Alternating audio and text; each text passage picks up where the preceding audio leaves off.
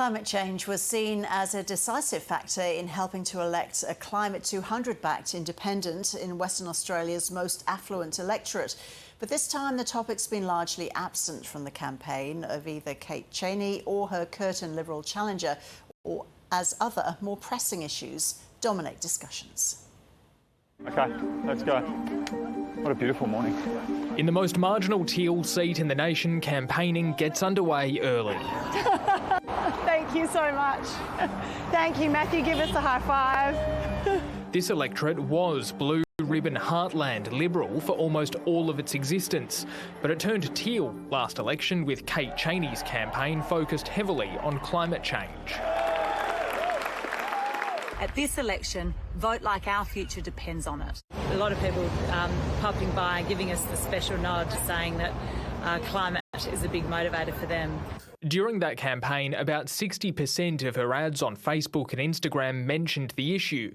This time, it's around 6%, a shift reflected among voters, including via ABC Vote Compass data. Everything's just got more expensive, harder to live. We don't do enough in this country, I don't think, in sustainable energy. For me, it would be education. Probably the cost of living, if anything.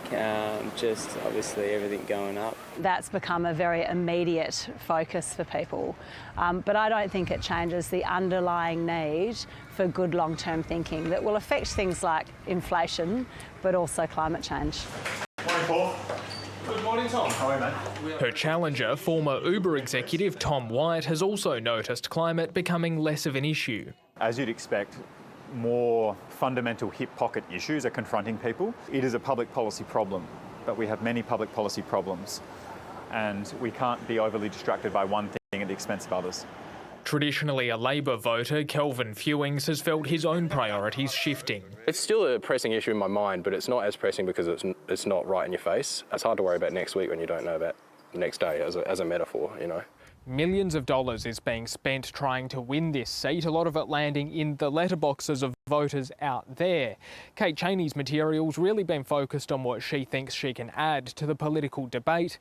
While the Liberals have had a little bit of that, they've also been trying to highlight what they see as the risk of electing an independent. It hasn't really surprised me that the Liberal Party has chosen to have a campaign that's really about billboards and personal attack ads, and I think that's exactly the sort of politics that people are sick of. I understand that people are tired of the negativity in politics.